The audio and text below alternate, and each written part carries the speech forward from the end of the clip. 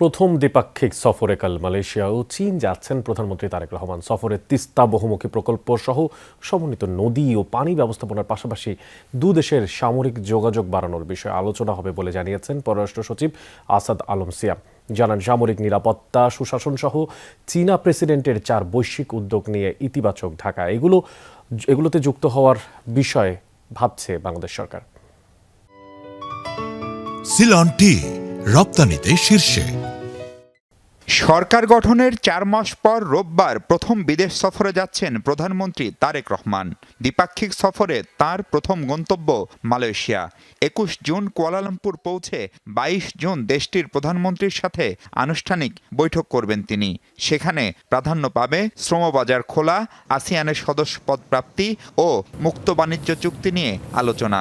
সই হতে পারে সংস্কৃতি বিনিময় সহ কয়েকটি চুক্তি। মাননীয় প্রধানমন্ত্রী এই সফরকালে বাণিজ্য বিনিয়োগ সম্প্রসারণ, জ্বালানি সহযোগিতা, হালাল অর্থনীতি, কর্মী প্রেরণ, সেমিকন্ডাক্টর শিল্প, কৃষি, শিক্ষা ও জনযোগাযোগ সহ বিভিন্ন ক্ষেত্রে দুদেশের মধ্যে অধিকতর সহযোগিতা স্থাপনের বিষয়ে আলোচনা হবে। মালয়েশিয়া থেকে সরাসরি চীনের দালিয়ানে ওয়ার্ল্ড ইকোনমিক ফোরামের অনুষ্ঠানে 23 জুন যোগ দেবেন প্রধানমন্ত্রী। এ সময় বেশ কজন বিশ্ব নেতার সাথে বৈঠক হতে পারে তার। 25 জুন চীনা প্রধানমন্ত্রীর সাথে দ্বিপাক্ষিক বৈঠক। সেখানে প্রাধান্য পাচ্ছে সমন্বিত নদী ও পানি ব্যবস্থাপনা, বিশেষ করে পদ্মা ব্যারেজ ও তিস্তা বহুমুখী প্রকল্প নিয়ে আলোচনা। আর 26 জুন প্রধানমন্ত্রী তারেক রহমানের দেখা হবে চীনের প্রেসিডেন্ট শি জিনপিং এর সাথে। সমন্বিত নদী ব্যবস্থাপনা বা ইন্টিগ্রেটেড ওয়াটার ম্যানেজমেন্ট একটা আলোচনার বিষয়, এবং আমি ধারণা করি সেই আলোচনা অনেক বিস্তৃত এবং সম্প্রসারিত। সেখানে আপনারা যে প্রসঙ্গগুলো তুলেছেন, তিস্তাতে আলোচনা হবেই বলে আমি ধারণা করি। আমরা তো তুলব সে প্রসঙ্গ। সেছাড়া অন্যান্য নদী ব্যবস্থাপনা বা ওয়াটার ম্যানেজমেন্টের ক্ষেত্র থেকে আরও আলোচনা বিস্তৃত হবে।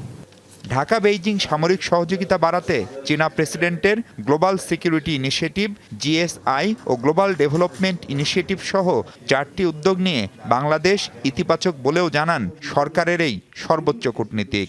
সফরে 13টি সমঝোতা সহ মোট 17টি চুক্তি সই হওয়ার কথা। যে 4টি বৈশ্বিক উদ্যোগ আছে, সে 4টি বৈশ্বিক উদ্যোগে যোগ হওয়ার বিষয়টা আমরা মোটামুটি কনসিডার করছি। আমরা সফরের পরই বলতে পারবো যে তার কটি উদ্যোগে আমরা যোগ দিচ্ছি না। তবে আমরা একথা নিশ্চিত করে বলতে পারি, আমরা এই সকল 4টি উদ্যোগকেই সাধুবাদ জানাই, এবং প্রেসিডেন্ট শি যে বিষয় নিয়ে নতুন চিন্তা ভাবনা করছেন সেটাকে আমরা মনে করি একটি প্রশংসনীয় উদ্যোগ। মালয়েশিয়া ও চীন সফর শেষে 26 জুন রাতে দেশে ফিরবেন প্রধানমন্ত্রী তারেক রহমান। 13টা MOU, 2টো চুক্তি, একটা অ্যাকশন প্ল্যান, একটা প্রটোকল। একটা প্রটোকল। মাহফুজ মিশু, যমুনা নিউজ, ঢাকা।